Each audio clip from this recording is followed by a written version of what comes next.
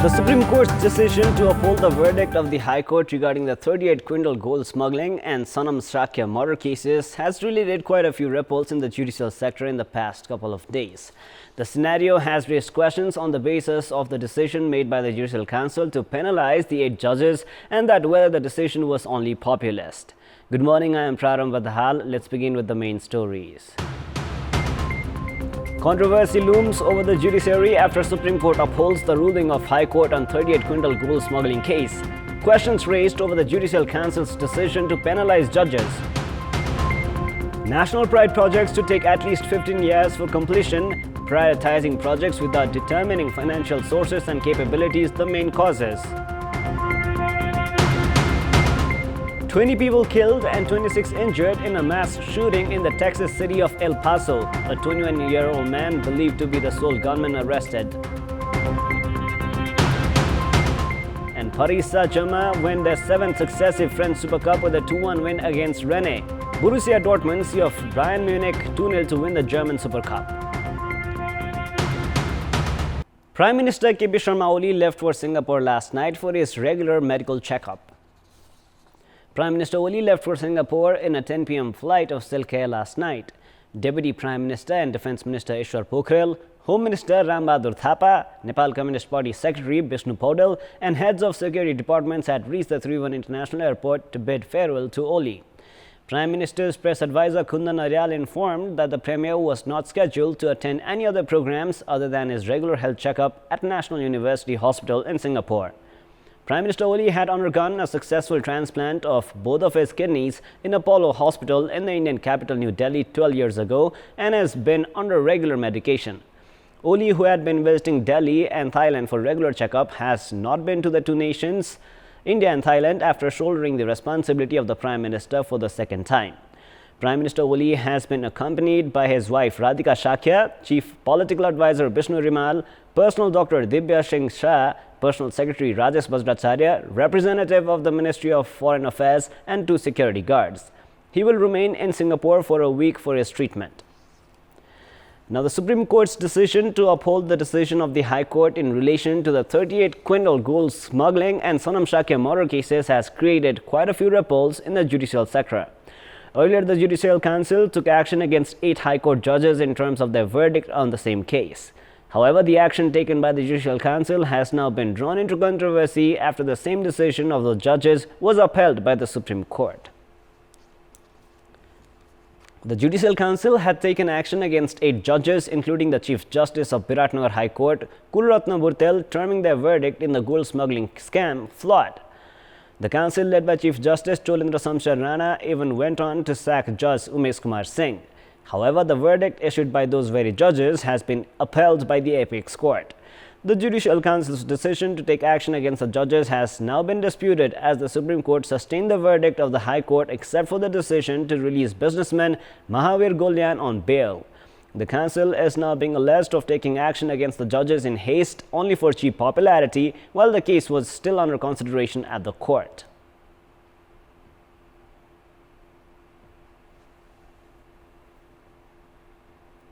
त्यही विषयमा त्यो 17 नम्बरको निवेदन भन्छ कानुनमा त्यो 17 नम्बरको निवेदन सर्वोच्चमा विचाराधीन भइसकेपछि न्याय परिषदले कारबाही गर्नु अगाडि चाहिँ नि कुदेको भए बेस हुन्थ्यो क्या किनभने सर्वोच्चको अहिले आएको डिभिजनको फैसला त्यो न्यायिक अधिकार अन्तर्गतको भयो त्यो चाहिँ सबैले मान्नु कर लाग्छ त्यसमा कानुनको व्याख्या हुन्छ यतापट्टि त्यो जुन सुरुको आदेश उपरको जाँच भइरहेको थियो नि हाइकोर्टको उपर चाहिँ त्यो सरकार गएको थियो अनि अलिकति कन्फ्लिक्टिङ जस्तो देखियो यतापट्टि त्यो कानुनी अधिकार प्रयोग गरी इजलासमा बाँकी हुँदाहुँदै त्यो चाहिँ अलिकति रोक्दिया भए हुन्थ्यो कि जस्तो देखिन्छ क्या तपाईँको अलि किनभने यतापट्टि यो फैसला त सबैले त यही मान्नुपर्छ डिभिजनमा चाहिँ एउटा राम्रै फैसला दिएछ अनि त्यो फैसलाको रिजल्ट पर्खिदिए भए यो अवस्था हुँदैन थियो. The Judicial Council is tasked with the responsibility of taking actions against judges that err during judicial auditing. It is imperative for the Council to remain vigilant as there have been grievances alleging judges of financial irregularities and corruption while issuing verdicts. However, now that the Supreme Court has upheld the verdict issued by the judges against whom action was taken, the fiasco has raised questions not just against the Council's legitimacy for actions, but also its trustworthiness.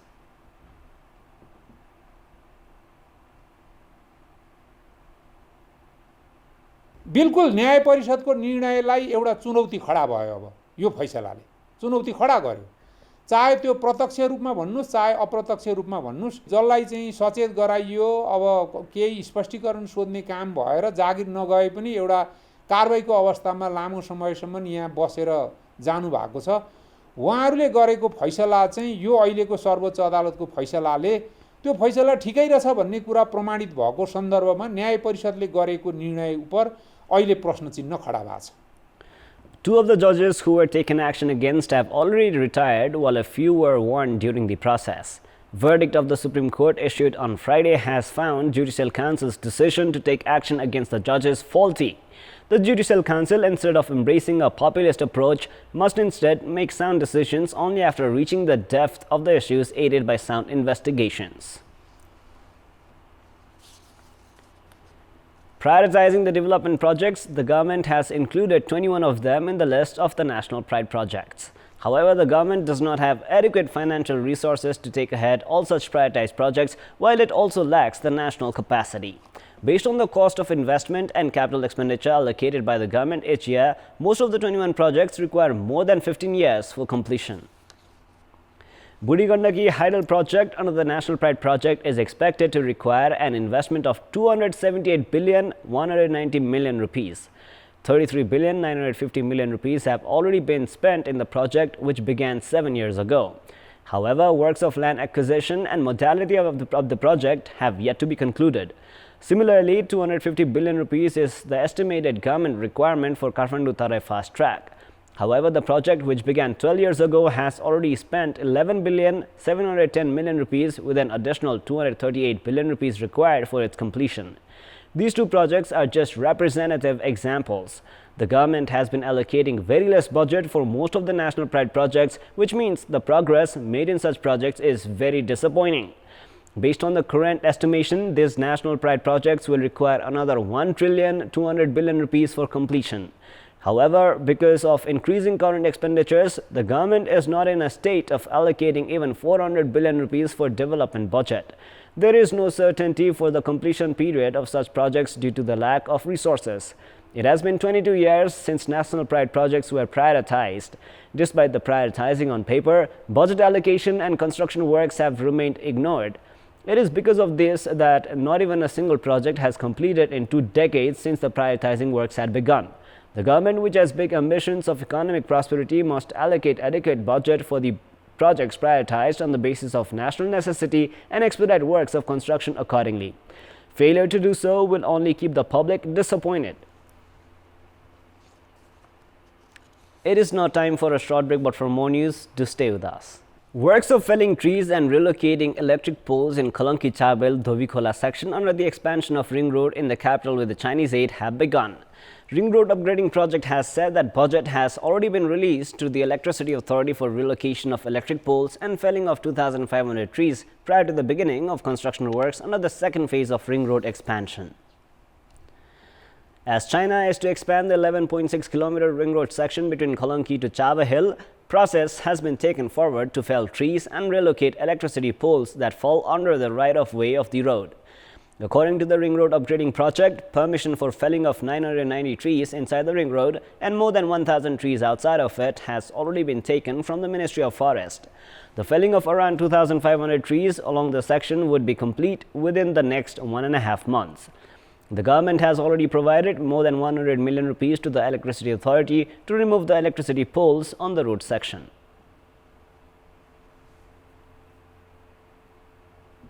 नौशे 90 रुख चाहिँ चक्रपथ बाहिर र 1067 रुख चक्रपथ भित्र विभिन्न जातका चाहिँ त्यो चाहिँ गनेर त्यसमा टाचा लगाएर चाहिँ हामीले प्रक्रिया अगाडि बढाइसकेका छौं। अब छिटै नै करिब 1 हप्ता भित्रमै हामी त्यसको टेन्डर प्रक्रियामा जान्छौं। अबको चाहिँ 1.5 महिना जतिमा तपाईहरुले सबै रुखहरु हटिसकेको देख्न सक्नुहुन्छ। र अनि प्राधिकरणलाई पनि हामीले जति उहाँहरुले डिमान्ड गर्नुभएको थियो त्यति बराबरको पैसा हामीले चाहिँ उहाँहरुलाई दिएर पठाइसकेका छौं। Earlier, the construction of the Koteshwar-Kalanki road section was delayed due to the delay in distribution of compensation along with obstruction in cutting down the roadside trees and removing the electricity poles. Although there would not be much hassle regarding compensation in the second phase of the project works, there would still arise problems on expanding the road due to almost 50 houses built within the 25 meters of the road width. The Nepalese side is preparing to construct the service track at the beginning of the second phase, considering that the Chinese side failed to complete its construction during the first phase of construction.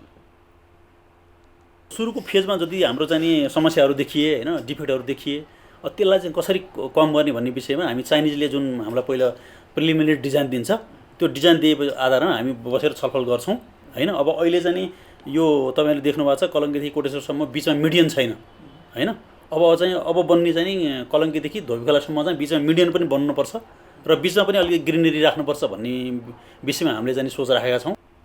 The Chinese side is currently undergoing assessment and design processes of the project's second phase of construction. The road section that is to be expanded from Kalanki to Chawel's Dobikhola would be of 8 lanes. There is only little doubt that the project would be completed within the stipulated time frame this time around, given the amendment of mistakes and drawbacks incurred during the first phase. Time now for the international update.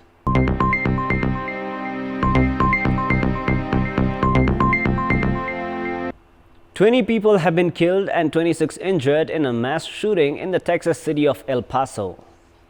Governor Greg Abbott described it as one of the most deadly days in the history of Texas. The massacre happened at a Walmart store near the Cielo Vista Mall a few miles from the U.S.-Mexican border. A 21-year-old man is in custody and is believed to be the sole gunman. Abbott praised the police officers who apprehended him. The suspect has been named by U.S. media as Patrick Crusius, a resident of Dallas area city of Allen, about 650 miles east of El Paso. CCTV images said to be of the gunman and broadcast on U.S. media show a man in a dark t-shirt wearing ear protectors and brandishing an assault-style rifle. We've got more news coming up, but right now it is time for yet another short break. In our Public Voice segment, we'd asked the participants at a program organized by the Province 5 government to make public its report on the progress made in its goals for the long-term development regarding what they think should be done to achieve the targets of development. Let us now take a look at what they had to say. Public Voice. निजी क्षेत्र मैत्री कानुन र निजी क्षेत्र मैत्री वातावरण आवश्यकता पर्छ. निजी क्षेत्रले चाहिँ जुन कुराहरू उठान गरेको छ त्यो समस्या हो कि होइन भन्ने कुरालाई पहिचान गरेर अनि अगाडि बढ्यो भन्ने हो भने अवश्य पनि यो लक्ष्य हासिल गर्न सकिन्छ. सरकार, राजनीतिक पार्टी, कर्मचारी, निजी क्षेत्रको मजबुत एकताले मात्र यो लागू गर्न सकिन्छ. संघले योजना ल्याए पनि प्रदेशले ल्याए पनि कार्यान्वयन गर्ने तह भनेको स्थानीय तहमै रहेका जनताहरू सरकारवाला सङ्घ संस्थाहरू भएको कारणले गर्दा त्यसलाई आधार मानेर योजनाहरू छुट्याउनुपर्छ. कार्यक्रमहरू कार्यान्वयन गर्दा जुन दिगो विकासका 17 वटा लक्ष्यहरू छन् तिनीहरूलाई प्रदेशको त्यही डाटा तथ्याङ्कको आधारमा आन्तरिकीकरण गरेर अनि लोकलाइजेसन गरेर अगाडि बढ्न सकियो भने हामी ठ्याक्क जुन लक्ष्यमा पुग्नुपर्ने हो र त्यही लक्ष्यमा चाहिँ पुग्न सक्छौँ.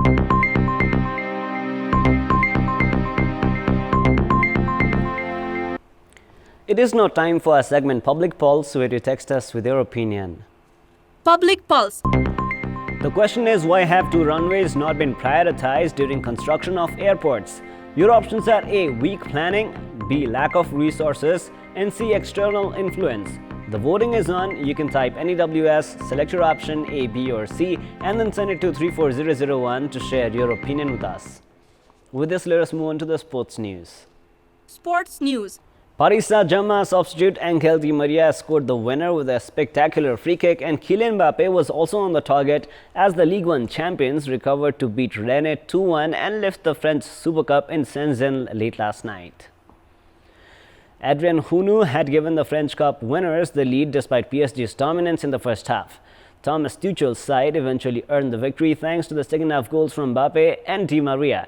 PSG's 7th successive Super Cup win is a record eclipsing the 6 won by Lyon from 2002 to 2007 and means they will start the defense of the Ligue 1 title in high spirits despite doubts over the future of Neymar. The 27-year-old Brazil forward, who has been linked with the return to Barcelona, was watching the match from the stands of the Shenzhen Universiade Sports Center Stadium. Elsewhere, Borussia Dortmund has won the German Super Cup. Dortmund secured a 2-0 win against their familiar rivals Bayern Munich. Jadon Sancho and Paco Alcacer were on the score sheet for Dortmund.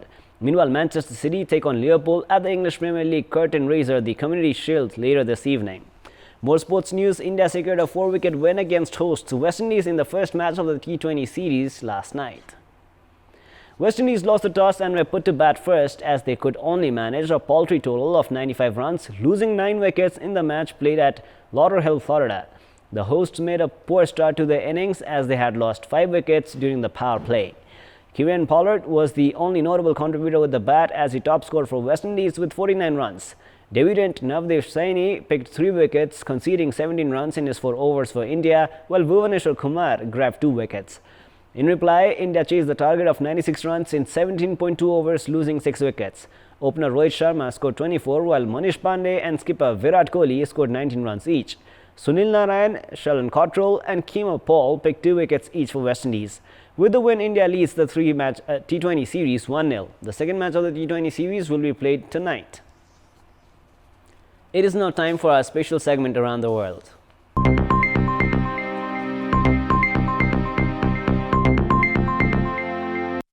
India's parliament approved a bill that makes the Muslim practice of instant divorce a criminal offence. Triple talaq, as it is known, allows a husband to divorce his wife by repeating the word talaq, which means divorce 3 times in any form, including email or text message.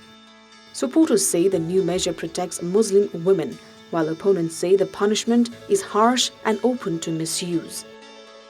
Men found in breach of the new law can be jailed up to 3 years. Indian Prime Minister Narendra Modi was quick to celebrate the vote as a victory of gender justice. Triple talaq divorce has no mention in Sharia Islamic law or the Quran, even though the practice has existed for decades.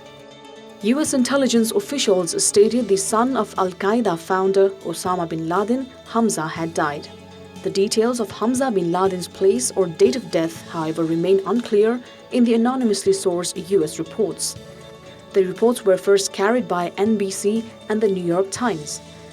US President Donald Trump refused to comment on the issue when asked by reporters, as did the White House National Security Advisor John Bolton. Saudi Arabia had stripped Hamza of his citizenship in March. He was believed to have been under house arrest in Iran, but other reports suggest he may also have resided. And now, before we wrap up, here's a look at the top stories one more time. Controversy looms over the judiciary after Supreme Court upholds the ruling of High Court on 38 quintal gold smuggling case. Questions raised over the Judicial Council's decision to penalize judges. National Pride projects to take at least 15 years for completion. Prioritizing projects without determining financial sources and capabilities the main causes. 20 people killed and 26 injured in a mass shooting in the Texas city of El Paso. A 21-year-old man believed to be the sole gunman arrested. And Paris Saint-Germain win their 7th successive French Super Cup with a 2-1 win against Rennes. Borussia Dortmund see off Bayern Munich 2-0 to win the German Super Cup. That is all for the moment. Our next English bulletin is at 11 a.m. Keep watching Kantipur Television SD for more news and entertainment. Thank you for watching. Have a beautiful day ahead.